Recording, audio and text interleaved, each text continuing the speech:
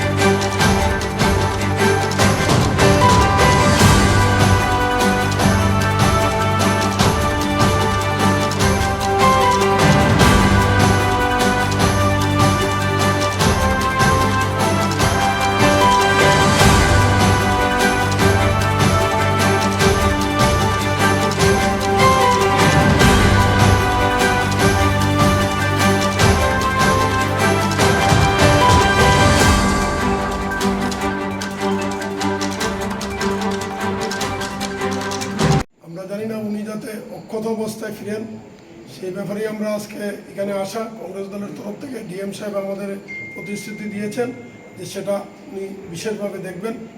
তারপরে আমাদের দ্বিতীয় দাবি হল বিহার নির্বাচনের পরে আমাদের বিশেষ করে কমলপুর সাব ডিভিশনে একটা বিজেপি এরা ত্রাস সৃষ্টি করছে বিভিন্নভাবে, এগুলা যাতে বন্ধ হয় সেই ব্যবস্থা যাতে প্রশাসন থেকে নেওয়া হয়।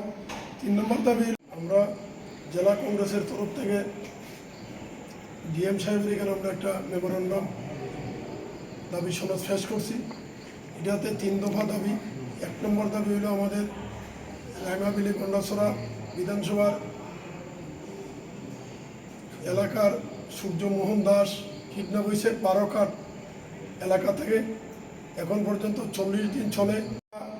অঘটন ঘটছে মথার বন্ধের পরিপ্রেক্ষিতে, সেটার যারা ক্ষতিগ্রস্ত হয়েছে, আমরা আগেও একবার দিছি, ডিএম সাহেব গেল একটা পার্সেন্টেজ এনে দিছে, কারোর 10,000, কারোর 25,000, কারোর 20,000। এটা তাদের লক্ষ লক্ষ টাকা তাদের ক্ষতি হয়েছে। বিশেষ করে ক্ষুদ্র ব্যবসায়ীরা তো মানে এটার পরিমাণই নেই, তাদের দোকানেই নেই। আমরা আবার ডিমান্ড করছি যে তাদের সম্পূর্ণ ক্ষতিপূরণ যাতে সরকারের তরফ থেকে দেওয়া হয়, একদম এর মধ্যেই যাতে দেওয়া হয়, এটা নিয়ে আমরা আজকে এটা দাবি রাখছি। আমরা এই নিয়ে যদি সরকার এটার পদক্ষেপ না নেয়, আগামী দিন আমরা আরও কংগ্রেসের দলের তরফ থেকে বৃহত্তর আন্দোলনে আমরা যাইতে বাধ্য।